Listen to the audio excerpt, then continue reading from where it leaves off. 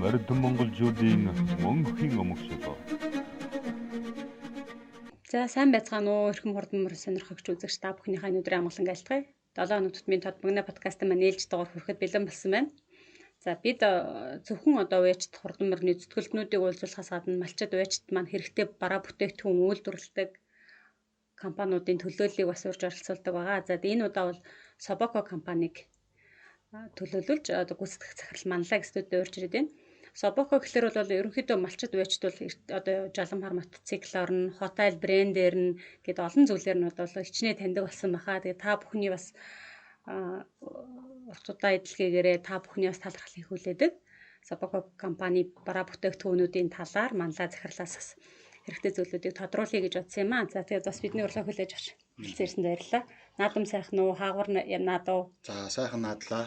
За би энэ жилийн үед бол гэр бүлийнхээ хүмүүстэй хамаатан саднуудтайгаа Төв аймгийн Мөнгөн морьд суманд хөдөө айлын хажууд очиж одоо хотголж буудлаад бас нэг 7 хоног сайхан амарчаад ирлээ. Өдөөнийхөө амьдралыг бас амархийнхаа хажуугаар бас шин санаа оноо яаж амьдралын сайжруулах уу гэж бас давхар хараа явдаг. Энэ удаа бас нэлээд олон санаанууд олж харсан. Тэгэл хэрэгжүүлээ явдаг. Ер нь тэгэл бид хүн чинь малчтынхаа амьдралыг яаж технологийн дэвшлийн ач тусаар сайжруулах уламжлалыг нь одоо алдагдaltaгүйгээр алдуулдаггүй технологийн шинжилгээр амьдралыг нь одоо амар хэлбэр болгох талаар л санаа зовж явдаг юм да. Ингээд Манлай өөр аль нутгийнх вэ? За манай аав бол энэ Төв аймгийн Атрих. За манай хамаатан саднууд бол энэ булганы хишиг өндрийн голцоо одоо өвчлөлтэй хүмүүс байгаа. Тэгэхээр хишиг өндөр сум руу бол би бас нэлээх хувийн болон хувьсгалын ажиллаар явдаг байгаа. За тэгээ сайхан баяах тэгээ сумуудтай бол хамгийн их ойр дотн ажилладаг да. Манай компанийн хувьд ч миний хувьд ч гэсэн хуваараа ч гэсэн юм. Булганыхантайгаа их. Хөдөө ер нь олон жил одоо амьдэрсэн үү? Яг л энэ бүтээгдэхүүнүүдийг бий болгоод яг нөгөө хэрэглэгчийн талархалтай бүтээгдэхүүнүүдийг яам гэдэг нь амьдралд амьдарч байсан туршлагатай яг л ийм л бүтээгдэхүүн хэрэгтэй гэсэн хүн бас хийдэг болов уу гэж бодод байна л да. За миний яг түүх гаруулыг судлах юм бол хөдөөнөөс маш хол хүнэлттэй өөрөө хотод төрсөн. За хотын 1-р 10 жилийн тоо физикаа ингэж суралцж ирсэн. За тэгээд гадагшаа явж ирсэн. Худалдаа хөгжлийн банкнд банкны салбарт бас ажиллаж ирсэн. Зээлийн эдийн засгч, төслийн зээлийн эдийн засгч гэх мэтчлээ. Энэ хөдөө одоо энэ өдөөний малчид одоо мал аж ахуй тэ нүүдлийн мал аж ахуй энэ бүхэндээ ингээ холбоод үзэхээр миний бол нэлээд хол зөрж явахаар харагддаг.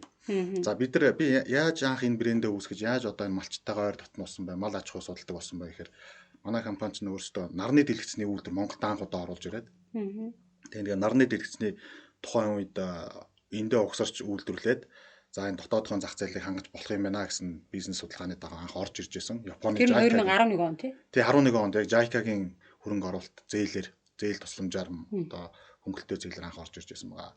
За тэгээд нарны дэлгэцээ хийгээд борлуулад эхэлсэн чинь ер нь нарны дэлгэцний маань нийт одоо борлуулалтын 80% хөдөөгийн малчт хэрэглэгчд маань хэрэгэлдэг юм байна гэдгийг олж тогтоосон байгаа. За тэгэхээр ерөөсөө л үндсэн хэрэглэгчтэй зориулж бүтээгдэхүүн үйлдвэрлэх нь зөв юм байна гэдэг малчтаа зориулсан багц бүтээгдэхүүнүүд ер нь араас нь гаргаж ирсэн байгаа. За тэрийгээ би зүгээр ч нэг юу гэдгийг те гэртээ хотод ч юм уу сууж аваад бодоод олчаагүй. Эхлээд би өөрөө бүх аймаг сумуудаар нэлээх өөр аялал хийж явсан байгаа. Малчтаа уулзсан байгаа. Санал хүсэлтийн сонссон байгаа. За энэ бол бас гадаа сурсны маань хэрэг гарсан гэж боддог. Ямарваа нэгэн бүтээгдэхүүн үйлдвэрлэх одоо үйлдвэрлэж зах зээлд нэвтрүүлэхдээ хэрэглэгчээ сайн сонсоо гэж захидаг. Тэгээ тэрнийхэн дагуу яг школоор явсан да. Эмээ нэртэй, өвөө нэртэй бол би маш сайн найз. Одоо ингээл хөдөө орон нутагт явж байгаа л захын зүгээр гуанзанд ороход хүмүүс бүгд таньдаг. Нөгөө Сопокогийн шар хуу явж ийн гэл би ч гэсэн өөр айгүйх нөгөө нээлттэй нөгөө эмээ өвнөртэй чинь дундаа ороод яриа явцдаг. Тэгээ тэр эддээ яриа сууж байхад тэр ямар хүндрэлүүд байна, ямар одоо хөдөлмөрийн бүтээмжийг нэмэгдүүлэх боломж байна. Дэлхийн одоо энэ би Австрали, Америк, Шинэ Зеланд, Канада гэдэг энэ бас өдөө аж ахуй эрчимтсэн мал аж ахуй хөгжсөн орнуудын тэр сайхан туршлагыг энэ хөдөөгийнхөө малчтад нэвтрүүлэх юм боломжуудыг байнга суулж явдаг. Тэхийн тулд нөгөө Монгол малчид, Монгол эмээ өвөнөр, Монгол одоо энэ малчин гэр бүлийнхээ талаар их маш их аялал хийж явсан. Тэр маань энэ брэнд маань их оновчтой болоод нөлөөсөн болов уу гэж бодож байгаа. Малчтад техник технологийн дэвшлийг мэдрүүлж одоо хөдөлмөрийн хөнгөвчлөх гэдэг бол маш сайхан сан. Тэгэл энэ асуудлыг ярихлаар хамгийн түрүүнд эрчим хүчний асуудал яригддаг. Та бүхний бизнесийн бас нэг давуу тал нь бол хамгийн түрүүнд эрчим хүчний асуудлыг шийдээд өгсөн. Тэрэн дээрээ тулгуурлаад дараагийн бүтээгдэхүүний хөгжүүлэлт хийгээ явцсан тийм. Тэгээ маш гоё болж харсан байна. Би өөрөө бас тэгэж бодоагүй л явж исэн байна. Сая хэлэхээр чи нэрээ бид нар эрчим хүчийг шийднэ гэдэг чинь бүх юм шийдчихэж байгаа байхгүй тийм ээ. Эрчим хүч байхгүй бол хичнээн гоё одоо айрны бүлэр байгаад нөгөөх нь ажиллахгүй бол хэцүү. Тэгэхээр анханасаа бид нар нарны дэлгэцийг үйлдвэрлэж одоо Монголдо нэвтрүүлээгээд дотор нь байдаг бүх бүтцийг нь өөрсдөө угсарч гараараа ингэж мэдэрч бүх давуу тал сул талуудыг нь мэдэж хийдэг байсан болохоор манай гараа бол их амжилттай хурдтай гарсан болов уу гэж бодож байгаа юм. За одоо бусад яг манай энэ салбарт үүсэж байгаа бусад компаниуд яг эрчим хүчний их үүсвэр гэдгээ сайн тооцоолгүй хийсний улмаас бүтээгдэхүүн доголдох, хэрэглэгчтэй бохимдуулах ийм асуудал гарч байгаа. Тэр өөрийн чинь хийсэн эрчим хүчний одоо тэр нарийн технологи эзэмссэн гэдэг маань бидний хувьд бол маш хамгийн том давуу тал маань байгаа. Анхны толинууд маань бас чанарын доголдолтой гараад тэрийг засаж сайжруулах явц болгондоо бид нар маш их суралцж ийсэн. Одоо Unitel, G-Mobile зэрэг үндэсний томоохон групп компаниуд манайд нарны дэлгэцийг авдаг учраас бид нар маш хариуцлагатай нарны дэлгэц нийлүүлэх хэрэгтэй болдог. 20, 25 жил, 30 жил ажиллах хэрэгтэй. За эрчим хүч наранд ганддаггүй. Одоо тэр нарны төлч өөрөө ганддаг юм байна шүү дээ. Ерөөсөө 20 жилийн дараа нийт өөрхөн гарах чадлынхаа 20% алдсан байдаг. Гэх мэт бүх тооцоолоодыг нарийн хийсний одоо ачаар манай бүтээгдэхүүнүүд одоо эрчим хүчээр тасалдахгүй, цангахгүй, малчтынхаа хэрэглээг хангаад хөлдөөгч нь махаа тис хөлдөөгөө айрны бүлүүр нь ажиллаад зургт гараад ингэ яваад байгаа гэж бодож байна. Яг тухайн үед танай бас нэг маркетинг гэх юм бол нөгөө баталгаа хугацаа гэдэг юм тий. Сэтгэл ханамжийн баталгаа гэдэг нэг маш өндөр 20 жилийн баталгаа өглөө гэж. Тэр бол бас хүмүүсийг яалтчгүй ингээл анхаа хөөхөн чи 20 жил ингээд баталгаа өгчин гэдэг чинь ингээд ажиллаа. Тэр бүтээх тухайн үед та тэр өмнө уулзж хахад 20 жилийн баталгаа амлаад эхний 70 толил одоо маш хурдан ингээд талах шиг зарагдчихсан ингээд. Тэрнээс одоо 10 жил алдсан байна. Тодорхой юм буцаж ирж байгаа. Ер нь толин дээр ямар сайжруулалтууд хийгсэн бэ? Түрүүн бас гой санаа хэллээ. Баталгаа хугацаа гэж тийм ээ. Бид нар одоо гадаад юм уу Америкт очихоор Zippo-го жажгаалах байдаг шүү дээ. Насан туршид баталгаа өгчдөг тийм ээ. Одоо энэ үнэтэй цагнууд байна. За энэ машин тэр янз янзын дээр гадаадууд бол баталгаа гэдэг дээр маш их ач холбогдол өгдөг юм байлаа. Гэтэл намайг яг брэндээ өсгөж яхад одоо энэ малхад зориулсан цахилгаан бараа бүтээгдэхүүнүүдийн баталгаа асуухаар 6 сар гэсэн юм ярьдаг байсан. 3-аас 6 сар. За манайд итгээд мөнгө өгөөд 1500 км баруун аймагт очиод ашиглаж байгаа 6 сарын дараа эвдэрх юм бол бид нар хариуцахгүй гэчихээр бас айгүй сонин санагдаж байгаа хгүй. Гэтэл Америкт нэг жижигхэн жажгаалт насан туршийн баталгаатай шүү дээ. Юун ч эвдэрсэн. Зэлбэгэрэл бүх юм насан турш наагна. За тэгээ яг энэ философи би шууд нэвтрүүлсэн байгаа. 20 жилийн баталгаа хугацаатай нарны дэлгэц гэдгийг Монголд анх удаа санал болгож одоо хүмүүсийн нүдийг нь орой дээрээ гаргасан байгаа. За одоо ийм байж болд юм уу танай компани ч барыг дампуур нь бүх хүмүүс солиулна гэж ороод ирж штэ гэл одоо ах ихч жилж ийла хамтардаг хүмүүс жилж ийла тэгэл малчиж өөрөө хэлжлээ. 20 жил баталгаа өгдөг ямар юм бэ? Энэ аюул худлаач юм байгаа гэдэг юм уу те. Тэгээ тухайн үед нөгөөд анх удаага 70 толио малчтад санал болгоод одоо юу гэдэг нь талах шиг зарагдаад дууссан. За тэр 70-аас ямар ч миний мэдхээр 20-ыг нь ямар ч байсан сольж өгсөн санагддаг. 20 ширхгийг нь. Тэгээ тэр ихний даал чинь бас учиртай шүү дээ. Эхний даал дээр чинь бид нар өөр одоо юу гэдгийг дээгүүр нь моцикл гараад хагалцсан ч байсан хамаагүй сольж өгнө гэж бүр маркетинг хийжсэн байхгүй. 20 жилийн баталгаан дээр нэмээд. За тэгээ тэндээс чинь 20-од орчим толийг нь сольж өгсөн мэт. Тэгэж анх манай компани энэ баталгаатай найдвартай газар юм байна гэж брэнд болж танигдчихсэн. Тэг. Тэр 20 дотор нь одоо яг тиймэрхүү байдлаар нөгөө механик гэмтлүүд байх уу? Тэр 70-аас одоо бидний сольсон 20 гэдэг маань надаа өөрсдөө эвдэлсэн хүмүүсийг бид нар өөрсдийнхөө нэг амлалтынхаа хүрээнд солиод өгсөн гэсэн. Нөгөө 50 нь одоо ажиллаад байж л байгаа. Хэрвээ 20 жил дотроо бичгтэйгээ бариад гэх юм бол солиод өгнө гэсэн үг л дээ. Анхны 70 маань. Тэрнээс хойш бүгд маань ерөөсөө үйлдвэрлэлийн баталгаа хугацаа нь 20 жил гэдгээрээ явж байгаа. Тэгээ манайх бол ерөөсөө баталгаан дээрээ бол дандаа арын даадаг. Малчтыг ороод ирэхээр бүх эвдрэл хэмтлийн онцлоод үүн төлбөрөө засварлаад за тэгээ хүлээлгээд өгдөг байгаа. Тасаа ярьж ин өнгөрсөн хугацаанд бид нар бас ингээ бүтээгдэхүүнээ дандаа сайжруулж явсан юм байна. Тэгээ толин дээр бол одоо ямар ч байдлын сайжруулалтууд гэдэг юм хэлсэн байдаг юм. Бүтээгдэхүүний шинжилэл. Манай компани ч одоо 11 онд байгуулагдаад 14 оноос хойш яг малчтынхаа энэ зах зээл дээр идэвхтэй хүчтэй тоглогч болж орж ирсэн байгаа. Тэгэхээр 14 онд байсан тойл одоо байгаа тойл хоёрыг харьцуулах юм бол тэнгэр газар шиг зөрүүтэй болцсон байгаа. Нэгдүгээр хүчин чадлын хувьд анх гарч байгаа 130 ватттай байсан. За одоо 180 ватт, 200 ватт хүрсэн явж байгаа. Тэгэхээр эн чинь баг 30 орчим 40%-аар үзүүлсэн байна гэсэн. 16 оноос эхлээд хоёр талаасаа нарны туяаг шингээдэг тийм тойл зах зээл нэвтрүүлсэн байгаа. Нэг тойл эргүүлнэ гэдэг юм байна. Эргүүлдэг гэдэг имийг бас халъя гэж бодоод. Тэгэхгүй бол ингээл хөдөө очиж харж байгаа чинь нөгөө өглөө нар дагуулж ирсэн орой малтаа явчаад орой явахаар өглөөнийхөө байрлалаас өөр болчдөг. Маргааш өглөө чинь дахиад нар гарахад орой харуулсан байсан нарны тойл нь одоо эсрэг зүргөө харчих юм ш тийм ээ. Тэгээд нөгөө айл аккумулятор сууна гэдэг асуулт гардаг. Тэгэхээр би бодлоо л да яг тэр 16 онд Японд гарсан технологиг нэвтрүүлчих. Ингээ хаашаа чарсан толин байж хахад энэ тэндээс нар туссан тэгэл тодорхой хэмжээгээр цэнгэлэгдэж явах юм байна гэд 16 оноос тэр толийг гаргаад маш амжилттай болсон байгаа. За 16 оноос гаргасан тол хоёр талтай тол маань 20 он дахиад шинжилэлт хийгдсэн байгаа энэ жил. Энэ жил ямар шинжилэлт хийгдсэн бэ гэхээр 18 вольтын одоо ерөөсөө л түүхэндээ 18 вольтын тол ашигладаг байсан. Ягаад гэвэл 12 вольттой аккумулятор цэнгэлэхийн тулд тэрийг нь бид нэр шинжилээд энэ жил 36 вольтоор цэнгэлдэг болсон байгаа. За энэ технологиг бол би австралиудаас суралцсан байгаа. Австралиудын кампрууд, аялагч нар, фермерүүдээс сурсан байгаа. 18-ыг нь 36 вольт болгочихоор яг 100 аймар халах үед нарны дэлгэцч өөрөө бас хүчлээ алддаг юм байна л да.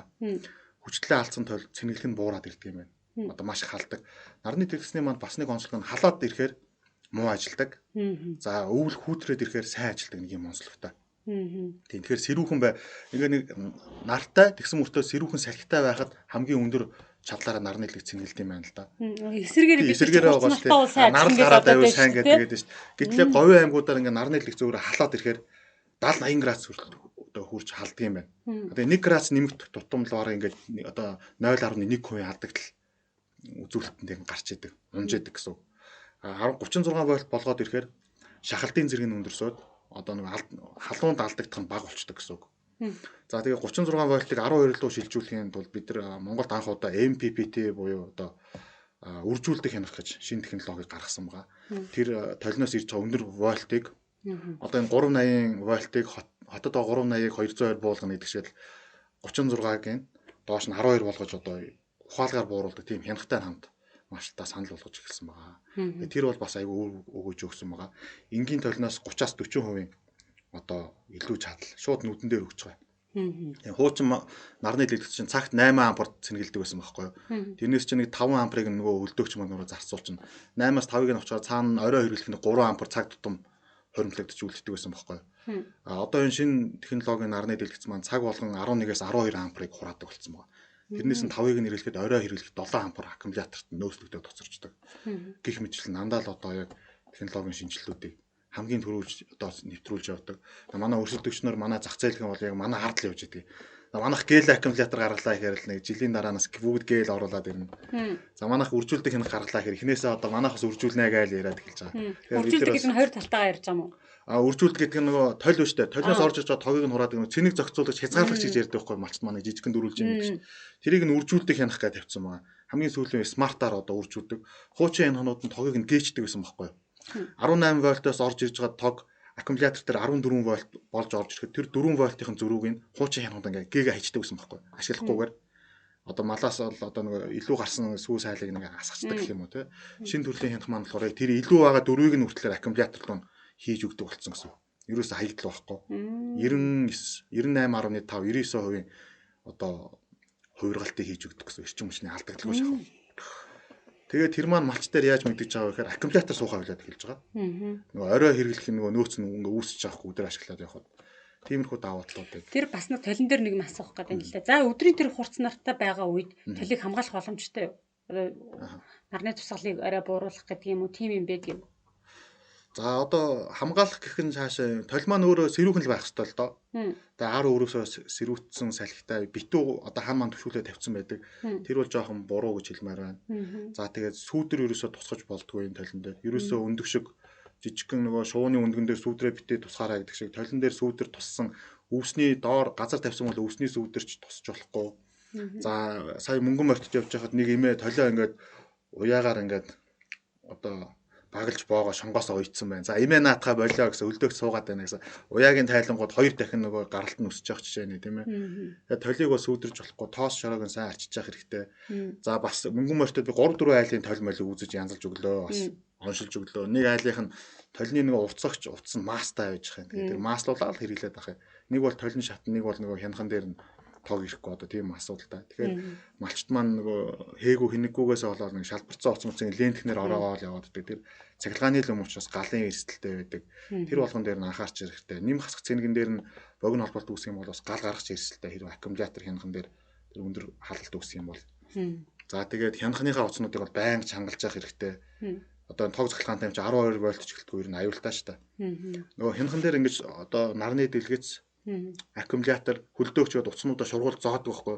Тэрийг малчт маань нүүц ухтаа чангалдгүй Одоо юу гэдэг нь аптекаар чангалахгүй зүгээр ингээ зоогоод орчихдог. Тийм сууд холболтон дээр айгүй халалт үүсдэг байхгүй. Тэгээ тэрнээсээ болоод гал гарах эрсдэл бас байдаг.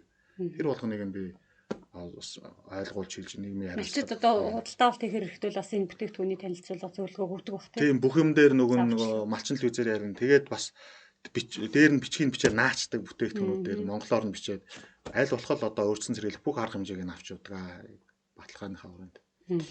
Ер нь одоо малчтай танах тухайд та тэрийг уулзахад 3 янзын одоо толь маань 3 янзынаар байгаа гэж те. Одоо юунаас болоод малчт бол дунд хэрэглээг нь сонгуул бас юутай гэжсэн. Одоо яг тэр хэвээр юу? Яг тэр хэвээр явж байгаа. Бид нар хамгийн жижиг оторчин брэндтэй нэг 100-аас 150 ваттыг санал болгож байгаа. Тэр маань хөдөө гадаа авч явахад амархан Говийн аймгийн малчид за уяачт маань бас машиныхаа ард тийг аваа авчихаар хөөх авсаархаа үлдэгчнүүд байдаг. Энэ хөдөө гадаа явж байгаа. 60-68-аас 70 литртэй. Сүүлийн 20 оных бол бүр хөрөгч хөлдөөгч 2 камертай болсон байгаа. Ус ундаага нэг юмдаа ичих нь байна. Нөгөө талдаа махаа ичих нь байна. Одоо ус ундааг тис үлдээхгүй гэсэн үг шүү дээ, тийм ээ. 2 камертай болсон байгаа. Машиныхаа багажинд ижигт болно. Тэр бол жижигхэн авсаархаа хамгийн хямдхан багц маань байгаа. За дараагийнх нь нүүдэлчин гэдэг багц байгаа 100 литртэй. За залуу хосууд арай хямдхан одоо хөлдөөгчний багц багтаамж багтаа 2 хоньны мах багтчаар ийм хөлдөөх сонирхож байгаа хүмүүс бол яг сайхан таарсан. Тэндээс бид нар нэг 160-70 ваттынхаа нарны дэлгэцийг санал болгодог байгаа. За манай брендийн одоо хотел гэдэг хамгийн сайн алдартай брэнд бол 150 литртэй гэж явдаг. 3 хоньны мах багтан сүүс айлгаж. 3 хоньны мах голуузаараа багтана гэдэг. Яг үн тэгж гарч ирсэн. Тэгээ одоо нэг голуузаараа хийх нь цаашаа сүү таргаа хажуугаар нь хийжт юм лээ. Тэгээд хамгийн том гэдэг. Одоо бол 150 та тийм хөлдөөч гараагүй л энэ зах зээл дээр. Дээтэл нэг 100 125 хүрэл зогсож байна л да. Тэгэхээр нөгөө толны хүчин чадалтай хамааралтай тийм нөгөө толны хүчин чадал тооцооллын асуудал бас яригадад хэлж байгаа байхгүй. Одоо болт өсөлтөгч маань жишээлбэл 150-тай ч юм уу 200-тай гаргаж болно шүү дээ. Тэгээ гарахгүй л байгаа тийм. Манайхаас өөр газар одоо байхгүй л байгаа тийм. Тэгэхээр нөгөө машин шавар суучаад одоо хөдөө орон нутгийн одоо жолооч нар мэдэн дээр шавраас гарахын тулд машины өөр инжин, моторын эргэлтийн хүч, за дугууны хээгээд ийм жолооч уур чадвар ийм олон юмнууд нийлж шавраас гардаг шүү дээ. Тэрүүнтэй яг адилхан хөрөгч хөлдөөч махаа хөлдөөхийн тулд нарны дэлгэцний одоо өөрхөн чадал, хянахны дээр хувиргах чадал. За тэгээ хөлдөөчний ханы зузаан, аккумуляторын нь өөрийнхөө цэнгээ барих чадал айгүй бол юм нөлөөлдөг байхгүй юу. Тэгэхгүй манайхан яг нэг юм сайн байхад бусд нь болно гэсэн ойлголтоор нэг үнэтэй юм аваад бусдыг нь хямдхан ч гэдэм үү өөр газраас аваад ингэж хольж хэрэглэх айгүй тохиолдол байдаг.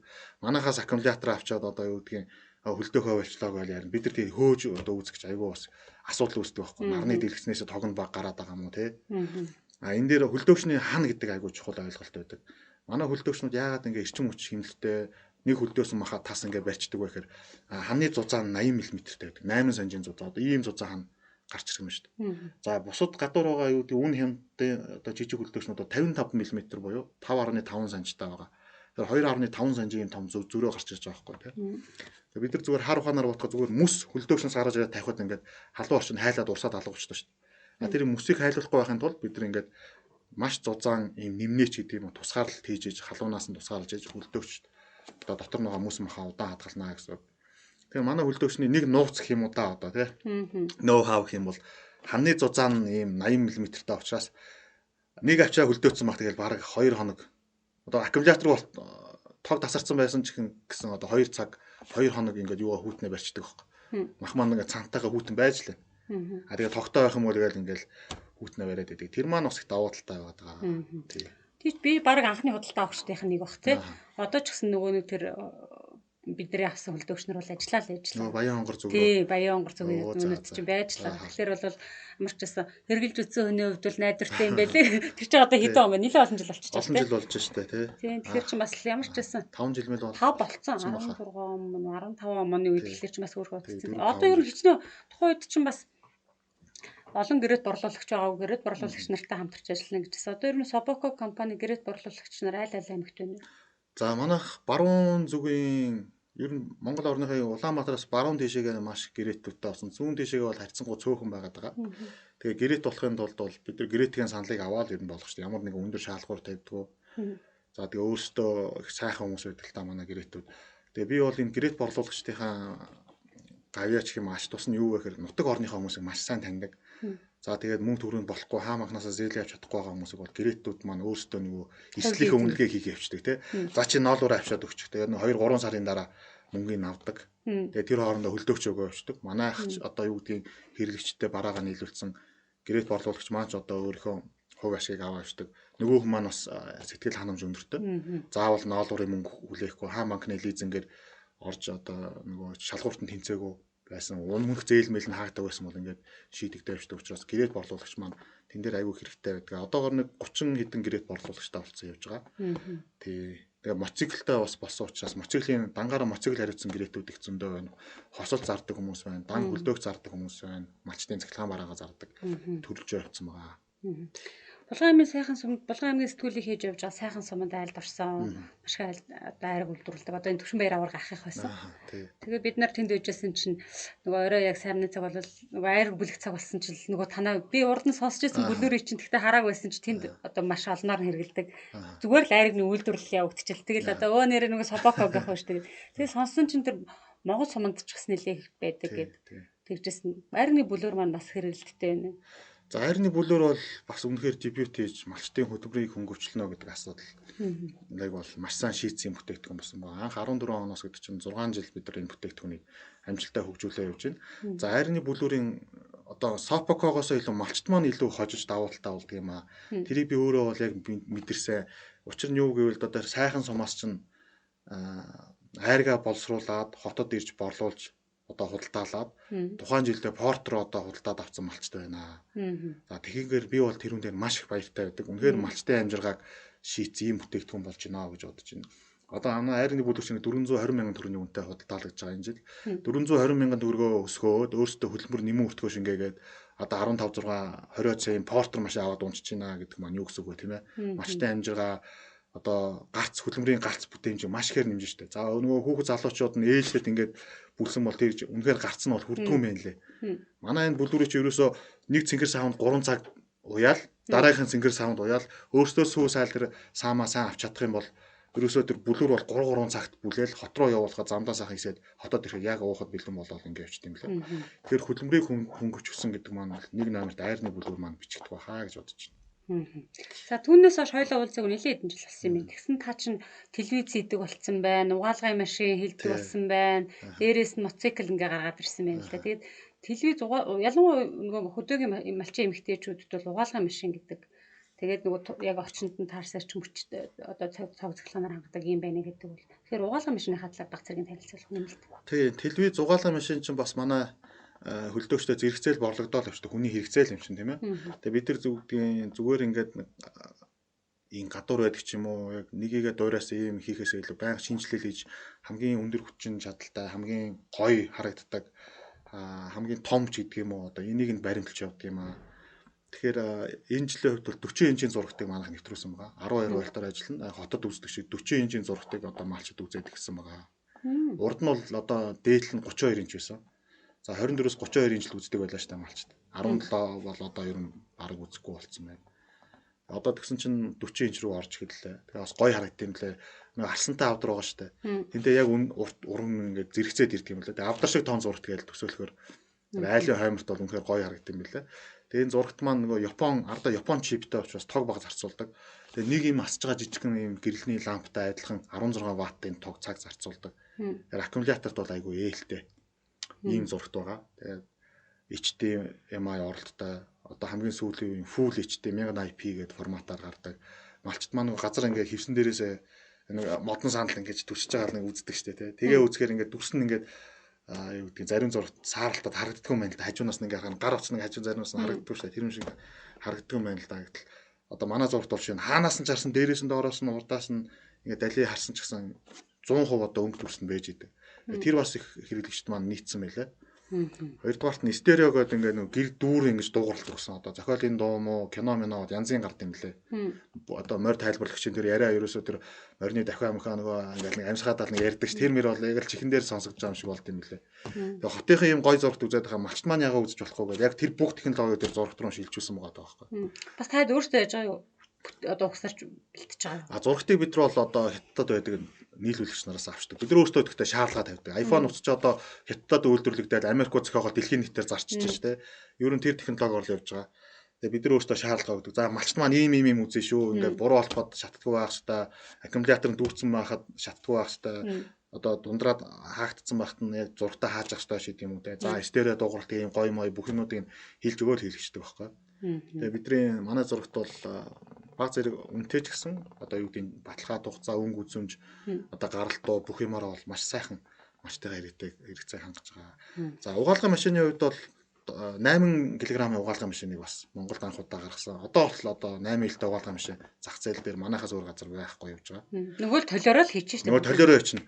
Малчтын маань хөдөө явхад анзаарсан зүйл маань генератор тавьчихт юм байна. Тэгээ хотоос нэг угаалгын машин авчираа тавьчихт юм байна. Тэгээ нөгөө бензин хийж байгаа л генератортаа л хувцас угаадаг нэг тийм анзаарч байна л да. Манай угаалгын машины хувьд бол аккумулятор болохгүй 35 ампертай ч юм уу 50 ампертай ч юм уу тийм жижиг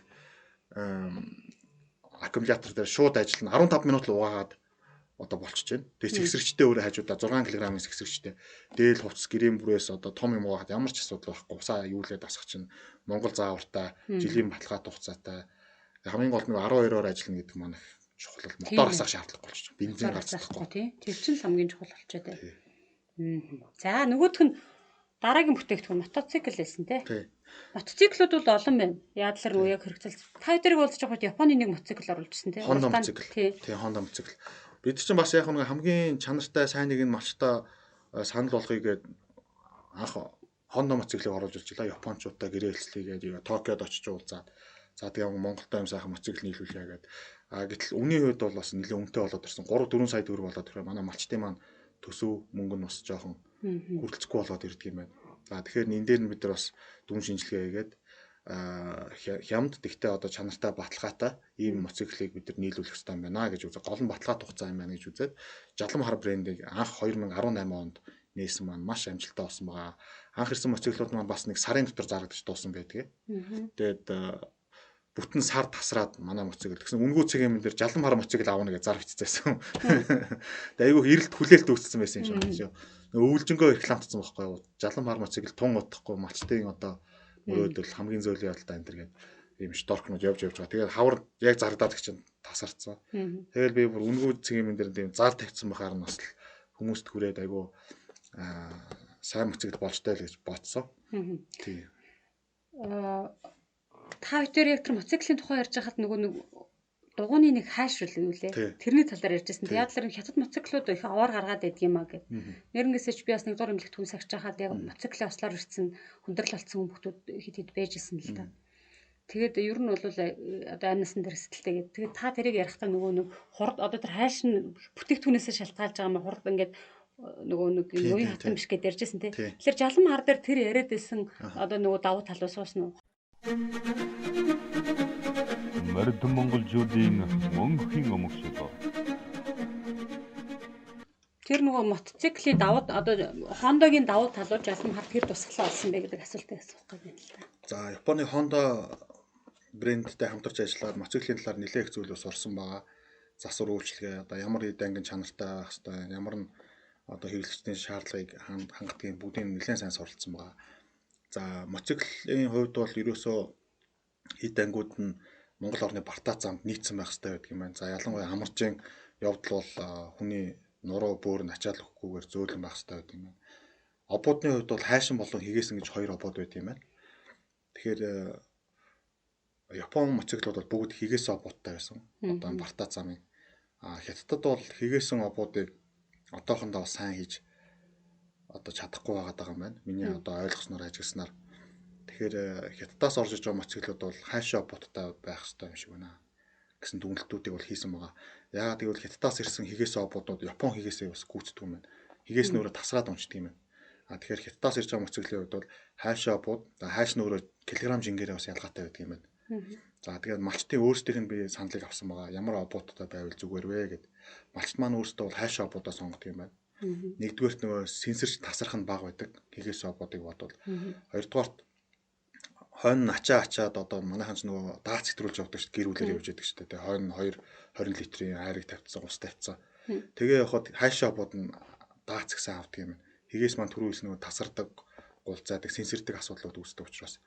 3 дугаарт нь цэвэрж арчлахад амар байдаг юм аа гэд. Нэг алчуураар арчаал одоо хигээс хайшин цэвэрхэн болчдөг бол хигээс нь ширхэг болгоныг ингэж наагур цаагур оруулж арчдаг. Ийм юмнууд байдаг юм.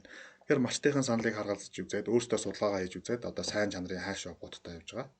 Монгол улсын стандартын хувьд бол одоо ямар нэгэн талаар энэ обуудны талаар бол заасан юм байхгүй байгаа учраас одоохондоо бол хайшаа бодгоо явж байгаа. Тэгээ хайштай холбоотой ямар нэгэн гомдол санал ирэх байгаа. Тэгээ өөрөө чи хэлсэн ерөнхийдөө мотоциклийн аваар ослын талаар бол би бас маш их сэтгэл зовниж явдаг. Өөрөө мотоциклийн бизнес хийдэг хүний хувьд бол манай мотоциклууд бүгд хамгийн дээд зэрэглэлийн каск малгайтай хамт зарагддаг. Бэлгэнд өгдөг байгаа каскнуудыг. За каскын дотор маш олон янз байдаг юм. Барилгын шиг юм зүгээр юм нэг хуванцар дан каск байна. За манайх бол ерөөсөө юм дотроо юм зузаан хөөсөн одоо оруулахтай нүүр бүтэн, эрүү бүтэн хамгаалсан юм каскнууд малчтай өгч байгаа. За тэгээ нөгөө зарим газрууд бол мөнгөө хэмнээ зүгээр тийм барилгын шиг нэг тийм каск өгч тийм байлаа. Бид нар бол эсрэгээр хамгийн сайн каскыг нь малчтай өгч байгаа. Тэгэхээр малчтын зүгээс бол өөрсдийнхөө тэр аюулгүй байдал эрүүл мэндэд маш чухал анхаарах хэрэгтэй юм байна. Урдаа тохируулах хэрэгтэй тийм. Ер нь одоо жишээлбэл мотоцикл одоо ялангуяа тэр хайшаа бодтой мотоцикл хөдөөний тэр бартаа зам байтал хэдэн километр цаг хурд авах хэрэгтэй гэдэг мэдэгжээж ирсэн л байна. За ер нь одоо хөдөө бол тэр болгон хурдлаад авах боломжгүй шүү дээ. Өсөө нэг 40-50 км-тэй явж байгаа. Өөрөөсөө одоо малчмаа сайн мэдж байгаа тэр нухчаа, гүвэ, даваа энэ төр бол их хурдлаад дахиад авах боломжгүй. Хар зам дээр л ер нь хурдлах боломжтой. Тэгэхээр хайшаа будны нэг сул тал нь өндөр хурдтай явж байгаа чулуу хад мөрөхөөр бол одоо хагардаг гэсэн тийм гомдол байдаг. Гэхдээ одоо хөдөө орон нутгийн тэгж хурлаад авах боломж байдгүй. Тэгээ би тэр тээврийн цагдаагийн албатай манайх судалгаа хамтарч хийхэд нийт гарсан ослын 80% нь одоо согтуугаар жолоо барьсан техникийн бүрэн бүтэн бус байдлаар эрг болтоо чангалаагүй тийм ээ. Тос маслаа солиогүй ч гэдэм юм бүрэн бүтэн техник хэрэгсэлтэй явсан. 3 дугаарт одоо юу гэдэг арх дарс согтуурлахундаа хэрэгжилж яваад осол аваарт орсон иймэрхүү тохиолдлууд их байна. За энэ 80% ихэнх тохиолдол нь хамгаалтын каск хэрэглээгүй явсан тохиолдолд маш их эзэлж байна. Тэгээ малчт маань одоо ичдэг юм уу яадаг энэ хамгаалтын каск гэдэг юм ерөөсөө хэрэгж дадахгүй байна. Энэ дээр нь бол би бол хатуу хэлмээр байна. Хөдөө орон нутгийн сумын цагдаа нар хэлдэг. Малчт волейбол нөгөө сагсны бөмбөгийг зүсээд ингээ каск хэлбэртэй болгоцсон ингээ зүгөө явж идэг аа гэдэг. Ерөөсөл дүр харагдах байдал аюулгүй байдал гэдгийг ойлгохгүй. Тэрнээсээ ичдэг юм уу нөгөө хинэггүй одоо 50 нөгөө хүний монголчуудын маань зан илэрдэг юм уу энэ каск гэдэг би унчихгүй байлгүй даа гэсэн нэг тийм хайнг зан ажиглагдаад байдаг байхгүй. Сумын цагдаа нар байнга өгүүлж байгаа одоо фэйсбүүкээр их ярьж байгаа. Волейболын бөмбөг зүсэж явахаа болооч эсвэл барилгын юм каск битээ зүгөөч гэдэг. Зарим барилгын каск аваа зүвчин. Тэр чинь хурдтай явж байгаа тийм юмас бол хамгаалахгүй шүү дээ. Тоосго дээрээс нундагч гэдэг юм уу. Хүн бүдэрч унах юмыг хамгаална.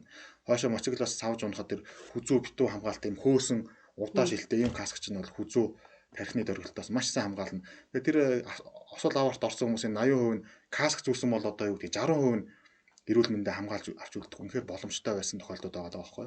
За тэгээд арх дарс сууж дахиад одоо ер нь болох хэрэгтэй. Тэр бол бас айгүй хариуцлахгүй байна. Хүний эрүүл мэндийн асуудал. Тэгээ дандаа л одоо моциклоос унсан хүмүүс нь арх дарстай холбоотой техникийн бүрэн бүтэн бус байдалтай холбоотой жажигалах амдаа зууцсан явж байгаа чинь. Харин тийш би ч одоо хөдөөгөр байдаг тийм та маш их таадаж. Үнэхээр тэгж болохгүй сумын төвөөс одоо гэрэл чийдэнгээ солиулах хэрэгтэй. Эсвэл запас гэрэл авч тавих хэрэгтэй. Тэгээ тасарт шатчихна гэж байгаа тохиолдолд. Одоо хөдөө явж байхад одоо джипний урд гэрэл моциклууд ороод тавьчихдаг байхгүй.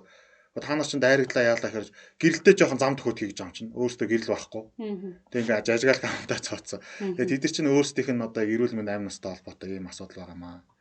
За тэгээд салж одоо тасарсан эд ангиудаа уяа тороосоор ингээ боочоо явдаг. Тэгээд тэд нар бол бас аюу аюултай салж ундаг. Тиймэрхүү юмнуудаар малчт маань өөрсдөө анхаарч хариуцлагатай байх хэрэгтэй болж байна. Тэгээд хамгаалтын каскыг бол манайхаас байнга бэлгэнд өгч байгаа. Тэр каскал зүгээ яваад хахад амь насаа бол маш сайн хамгаалнаа гэж хэлмээр байна. За өрхийн тэргүүн буюу хүмүүс унах машин мотоциклийн бэлдээд өглөө угаалгын машин, зурагтын хөлдөөгчийн бэлдээд өгсөн. Одоо нэг хэрэгтэй зүйл гэх юм бол одоо плетиг орлох зүйл юм уу байж хийж болохоор юм шиг зүгээр санагдчихэв. Өөрөлдөл яг нарны литр энергиэр бас ингээд нөгөө байн галаад харгууны бус буслах ч юм уу хөнгөн баг зэргийн юмнууд яж байгаа тийм яг бүтээгдэхүүн бий болгох боломжтой. За энэ халаалт за хоол хийх плетиг гэх юм уу зуухны асуудал бас нэлээд яригддаг байгаа. Одоогийн технологийн хувьд бол арай хараахан болоогүй. Гэхдээ бид нар байнга судалгаагаа явьж байгаа. Хална гэдэг маань халаалт гэдэг маань өөрөө маш өндөр ватт зарцуулдаг. Жишээ нь нэг ус бослогч чинь одоо юу гэдэг 2 кВт байдаг байх өөрийн чадлна. Гэтэл нэг хөлдөөгч чинь 60-70 ваттаар л ажиллаж шүү дээ. 2 кВт гэдэг нь 2000 ватт гэсэн. Тэгэхээр 2000 ваттын эрчим хүчийг тэр айгүй богино хугацаанд өгчөж тэр ус юм уу одоо ус одоо шүл буцалдаг гэсэн 2000 ватт. А тэр 2000 ваттыг нэг 150-60 ваттын нарны дэлгэцээр хангахын бол хэд 10-аас 15 цаг ажиллаж иж тэр 2000 ватттай тэнцгэмийг нь хурааж одоо гаргаж иж тэр их хураасан ямиг нэг ус бослоход л ерөөхдөө аюу хэрглэж байна тийм ээ. Тэгэхээр эндүү ус бослогч плетик эдгээр маань өөрөөсөө индукц одоо юу гэдэг тэр технологи нь өөрөө халалт маань өөрөө тог зарцуулдаг учраас одоохондоо нэвтрэхэд жоохон хүндрэлтэй байгаа даа. Эхний ээлжийн жижиг оврын будаа агшаагч эндүүнүүд гараад эхэлсэн байгаа. Тэд нар ч гэсэн ер нь тоог их зарцуулж байгаа. Тэгээ бид нар бол энэ дээр судалгаа хийгээд малчтын түлээ түлш өөрсдийн хэрэглэдэг 100хан дээр нь бас нэг шинжилгээг хийя гэсэн бодолтой байж байгаа. Түлээ түлш маш бага хэрэглэдэг, маш өндөр бүтээмжтэй. Гэрийг одоо говийн аймагч нэг хоол ихээр амар халдаг штэ. Тэрийг нэг шинжилсэн тийм нэг 100 гарах гээд судалгааны ажил явуулж байгаа. Намраас судалгаанд гарч болов гэсэн бодолтой. Тэгэхээр гэрт тэр эрчим хүч энергийг тараах биш. Зөвхөн тэр хоолндоо одоо ус буцлагч чиг энерги өгөөд хоолнд буцчихдаг гэр халахгүйгээр нэг тийм халаадаг 100%-ыг бол удахгүй гарганаа гэсэн бодолтой. Говийн аймагуудад ялангуяа хэрэг болох ба. За түлээ түлшинд одоо хэмнэлттэй учраас ер нь л малчтад хэрэг болох байх та. Одоо баг түлшээр л их хоол одоо халаачна гэсэн үг шүү дээ тийм ээ. Зардал өөр одоо гэр мэр бусад юмд нь халаалт болж ингэж хаягдлаггүйгээр. Өвөл бол яг энгийн халаалттай 100 тоогоо хэрэглэж болно. 100 одоо отор нүүдэл жижиг сажиг юмдаа бол тэр шин 100%-ыг ашиглаж болох байх гэж бодож байна. Ер нь бол одоо ингээд нэг бүтээгдэхүүнээ чи асуун дараагийн бүтээгдэхүүнийг авахаас өөр аргагүй болж байгаа байхгүй юу? Зургтаа авцсан. За одоо эдгээр чинь чанарын мэдж ам чинь тэрийг авчиг гэл нэг толин байгаа болохоор тэгэд бас одоо хэрэглэгчдээс гэдэг юм уу ийм бүтээгдэхүүн үйлдвэрлэж өгч гэсэн хүсэлтүүд бас ирдэг баг. За сая 100 хийж байгаа тухай та ярьж. Цаашид хийхээр төлөвлөж байгаа бас тийм бүтээгдэхүүнүүд байна уу? За тэгэл манайх чинь яг малчтынхаа хүсэл хэрэгцээн дээр л энэ янз янзын бүтээгдэхүүнүүдийг хөгжүүлээд явж байгаа. Дээр нь бас манай малчт маань өөрсдөө их нөгөө минималист буюу нүүдэлчин ард түмэн учраас бас нэг их олон юмтай байх сонирхолтой байна. Амьдралын хэм маяг нь бас тиймэрхүү байдаг юм байна гэж харсан байгаа. Тэгэхээр нэг цөөхөн эдэн нэг одоо яг хэрэгцээг нь хангалтдаг юмуд л байх хэрэгтэй юм байна гэж би хараад байгаа. Тэгэхээр одоо хотын ач нэг зөндөө олон юм гэдэг шүү дээ. Кофе, чанагч, хайруулгын тав, юу одоо тий хүсний эссенс одоо юу гэдэг. Тэгэхээр нөгөө малчт маань өөрсдөө юм нүүдэлчин отор нүүдлэгээ явахад юм авсаархан төвөгч ирэл багтаа иймэрхүү юм бол сонирхдаг юм байна. Тэдэр нь баталгаатай, найдвартай хэрэгцээг нь хангаа явуулахад болох юм байна гэж харсан байгаа. Тэгэхээр бидний нэг хөгжүүлэх зүйлс маань илүү нөгөө хөдөлмөр хөнгөвчлөх тал дээр нь хурцөнгөө хурдан хагалж ачих зорилттой ч байдаг юм уу. Портро өвөл хурдан халаа засаадаг ч гэдэг юм уу.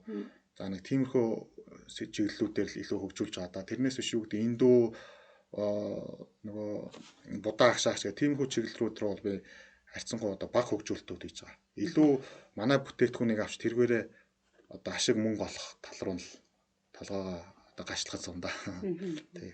Зөвхөн танад ашигтай биш малчид авсан хүмүүс маань бас ашигтай. Малчид л ашигтай байгаасаа гэдэг. Айрны бүлдүр шиг л портер авчдаг юм байв. Болох гээд байна. Бүтээгдэхүүний үнийн хувьд одоо ер нь үн ханшийн хувьд ер нь ямар хөө байдаг? Тэр тухай мэдээлэл хэлэх боломжтой. Тийм боломжтой. За нарны дэлгэцийн хувьд бол 250-аас 300 мянган төгрөгийн үнэтэй байгаа. Маш боломжтой 20 жилийн баталгаатай гэж бодохоор чинь.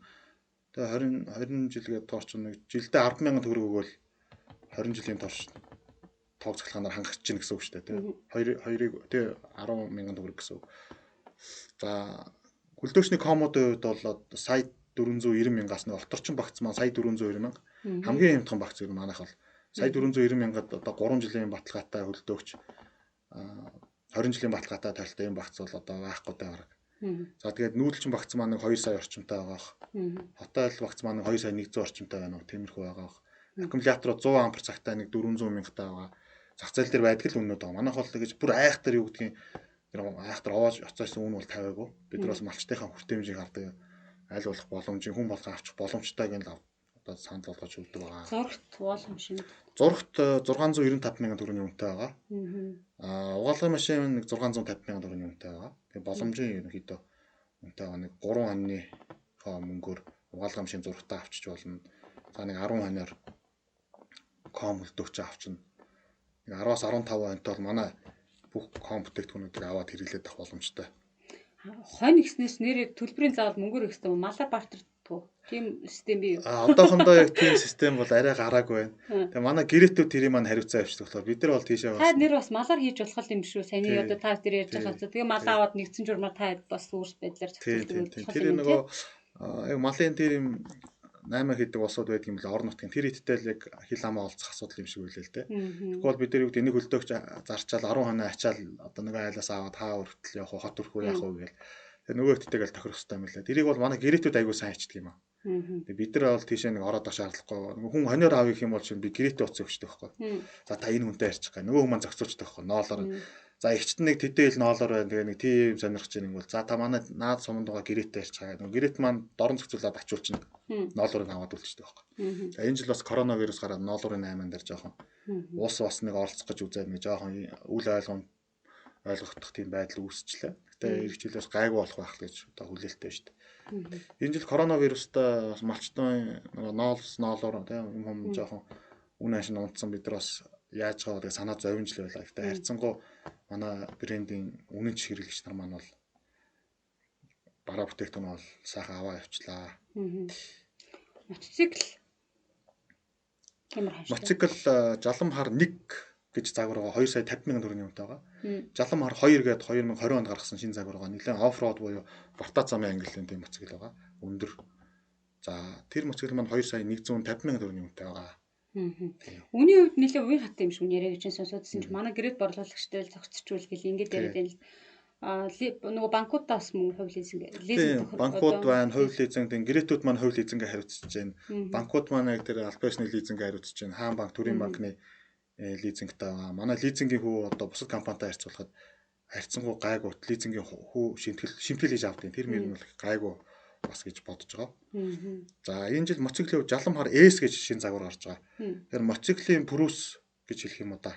Тэгээ маш зориулсан аягүй хямдхан үнэтэй дээр нь бензин баг иддэг жижиг авсаархан тийм мотоцикл байдаг юм байна. Тэгээ тийм мотоциклийг анх удаа манай компани бас энэ жил гаргалаа. Сая наадмын өмнө арай л одоо худалдаанд гарч амжсангүй. Наадмын дараа одоо яг шинэ гэрийн найр 20 бол худалдаанд гараад эхэлчихнэ. Үүний хувьд нэг сая 490 мянга байх болов. Одоо мотоцикл чинь 2 сая гарцсан байгаа даа шүү дээ дандаа. Тэгээ нэг сая 490 мянга тийм мотоцикл Purus мотоцикл. Одоо шатхуун зарцуулалт бас бага юм. Тэгээ 100-ны 1.9-оос 2 литр л идэнэ. Ингийн мотоцикл чинь 3-4 иддэг байхгүй юу? Тэгээ 120 мотортой. Тэгээ Монголд анх удаа хэвтэй мотор гэдэг одоо шинэ технологиг оруулж ирж байгаа. Одоо явж байгаа мотоциклууд чинь босоо мотортой байгаа. Танаас ажиглах юм бол карбюратор. За манай мотоцикл юм хэвтэй болцсон байгаа 120-той. Тэгээ хэвтэй болоод тэгэхээр өөрийнх нь мотоциклийн жим багсдаг юм байна. Моторынх нь ашиг дүүлийн коэффициент өндөрсдөг юм байна. Дотор нь байгаа нэг Porsche дээшээ доошоо хөдлөхгүй ингээд урагшаа хаашаа хэвтэж хөдлөө явж байгаа болохоор босгоход юм ингээд дээш нь өргөхөд хүч ордог шүү дээ. Тэгэж хүч орохгүй ингээд яг наашаа цаашаа ингээд хөдлөө явахаар нөгөө зарцуулах эрчим хүч нь багасаад одоо хэмнэлттэй болоод ирж байгаа юм. Тэгэхээр малчт маань нэг банкад үргээд илүү олон километр явах нь байна. Зөв ингээд нэг 20 мандаа эргүүлээ явахад нэг ундаг мотоциклууд байдаг шүү дээ. Тийм шаардлага бол бүрэн хангачаар юм лээ. Тэгээ өвдөг гарны хамгаалалт, ачаа, эвтэг ачаа бүх юм нь бол байгаа. Тэгээ энгийн хөдөөгийн хөгшин настай хүмүүс, жижиг үетэй хүүхэд багчууд, гэрээ эзэгтэй нар унаа авчихад нэг тийм түшигтэй нэг тийм нэг өндөр юм данхар биш. Тэгээ нэг хүчтэй хурдтай биш. Хүмүүс ч бас хүчтэй хурдтай бол хүүхэдтэй унулдаг юм лээ малчт нь. Тэгээ нэг 120 та мотор бол яг тэр юуг нь хангачиж байгаа. Бензин багад чинь хонио эргүүлчин нэг сумын төв орчин тэ дахиад авахгүй. Тийм мотоцикл орж ирж байгаа шүү. Би бас. За ингээ бүтээгдэхүүнүүдийн танилцуулга болж байгаа шиг байна тий. Мэргэжил Собоко компани маань 10 жилийн яваа тэмдэглэл тийм үү? Тэг чинь 10 жилийн явах. Хардын өсгөлийг 100 жилийн Собоко компани 10 жилийн гэж дараачлал рекламад явах юм тий. Тэгээд бидний урилгыг хүлээж авч студид дээрч цаг зав зориулж ярьсанд баярлалаа. Тэгээд малчид маань, уячид маань одоо манай бас подкастыг үзэх сонсогчдод хэрэгтэй бараа бүтээгдэхүүн үйлдвэрлэж үргэлж шинийг санаачилж эрэлхийлж идэг та бүхэнд тусгай намд олон баярснаа илэрхийлье. Тэгээд ажилт нэмэлтсэн. Тийм танаа сайхан нэвтрүүлэгч гэсэн бас амжилт хүсье. Үнэхээр энэ Монголын нүүлчин мал аж ахуй уяачдын одоо хүсэл эрмэлзэл сонирхлыг шингээж багтаасан ийм сайхан нэвтрүүлэг подкаст явж байгааг одоо дуулаад оролцоод өөрөө ингэ сууж байгаа баяртай байна. Тэгээд танаа сэтгүүл танаа нэвтрүүлэгтээ олон жил хамтарч ажиллаж явж байгаа цааш бас явах болно гэж бодож байна. За баярлалаа. Мэрдэн монголчуудын мөнхийн өмг шиг